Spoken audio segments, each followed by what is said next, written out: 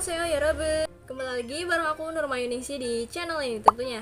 Nah kali ini, jadi kan kalian udah tahu ya yang namanya K-pop atau namanya Hallyu gitu udah sangat mendunia sekali gitu. Apalagi di zaman pandemi kayak gini, semua orang itu pasti mengandalkan internet untuk lihat dunia luar gitu kan. Tentunya menurut aku itu kayak Hallyu atau Korea ini tuh pasti tambah melejit atau tambah dikenal sama orang karena kalian tau lah kayak drama-drama Korea, terus musik-musik Korea segala macam itu pasti bakalan menghibur di hari-hari kalian yang gabut. Mungkin kalau kalian K-popers itu bakalan menjadi salah satu alternatif untuk menghilangkan rasa gabut ya kayak aku gitu, atau mungkin kalian belajar bahasa Korea bisa jadi ya. Nah kali ini aku akan membahas tentang kelima negara yang memiliki fans K-pop terbesar di dunia. Nah kira-kira Indonesia masuk nggak ya? Nah demam K-pop itu seperti udah menjadi magnet terbesar di dunia saat ini. Ya terlebih lagi berkat platform seperti YouTube ya, apalagi sekarang pandemik itu, jadi kan semua orang itu pasti beralih ke YouTube, dan sepertinya emang semua tontonan orang tuh udah beralih ke YouTube ya dibanding ke TV. So oleh karena itu dengan adanya YouTube ini jadi penggemar K-pop itu tambah menyebar di seluruh dunia.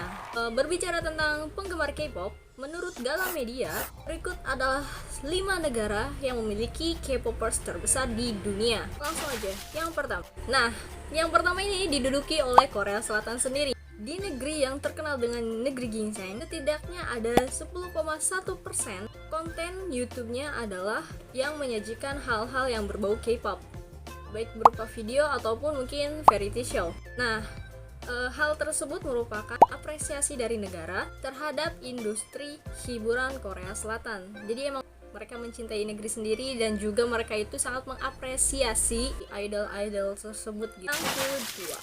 Nah, yang kedua ini diduduki oleh kira-kira siapa? Untuk para pencinta K-popers mungkin kalian akan sedikit bangga atau mungkin bangga. Jadi yang didudukin peringkat kedua adalah Indonesia. Nah, penggemar K-pop di Indonesia itu emang udah gak bisa diragukan lagi. Kenapa? Karena terbukti menurut survei bahwa Indonesia telah menduduki peringkat kedua setelah Korea Selatan, yaitu pengikut K-popers atau K-popers terbanyak di dunia. Sebanyak 9,9% YouTube Indonesia itu diwarnai oleh tayangan K-pop.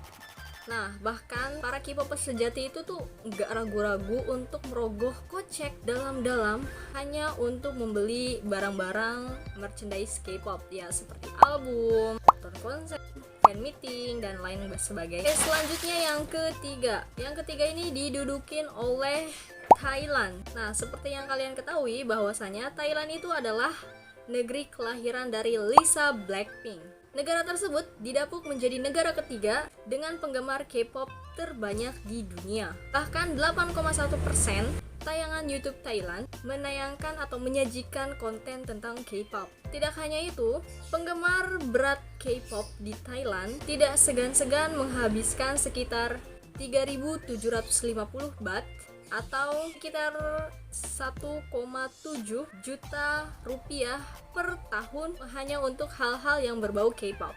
Wow, gila sih. Aku jujur ya, walaupun aku emang K-popers gitu ya, bisa dibilang aku K-popers berat juga enggak sih ya. Mungkin aku hanya sekedar suka, tapi sesukanya aku sama K-pop gitu, which is aku nggak bakalan ngeluarin uang sebesar itu hanya untuk membeli barang-barang yang aku pengen gitu. One day gitu ya, ketika aku emang memiliki uang lebih, mungkin one day aku bakalan mengkoleksi hal-hal yang aku inginkan. Hanya mengkoleksi beberapa ya, kayak misalnya boneka gitu. Mungkin aku belinya itu barang-barang yang emang bisa digunakan gitu, kayak baju, sepatu, tas, mungkin aku beli karena ya itu dipakai gitu. Tapi kalau misalnya barang-barang yang nggak dipakai tuh kayak pernak-pernik segala macam itu sih kayak enggak sih kalau buat aku ya pribadi gitu. Nah selanjutnya itu adalah yang keempat. Nah di posisi keempat ini yaitu Vietnam.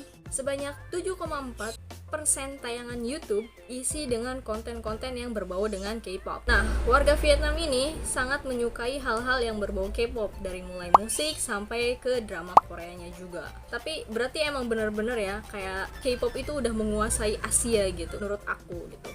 Dan untuk yang terakhir di posisi kelima itu Mungkin kalian nyangka nggak sih kalau misalnya negara ini itu masuk ke 5 besar K-popers terbanyak sedunia gitu. Mungkin ini berkat BTS kali ya. Langsung aja. Nah, di posisi kelima ini itu adalah negeri Paman Sam. Ya, bener banget, Amerika Serikat. Nih, di posisi kelima ini diduduki negara Paman Sam, yaitu Amerika Serikat. Bahkan sebanyak 7,4% tayangan YouTube di Amerika Serikat bernuansa K-pop. Nah, tidak hanya itu, para pecinta K-pop asal Amerika ini rela menghabiskan uang senilai 132 US dollar per tahun hanya untuk keperluan K-pop saja.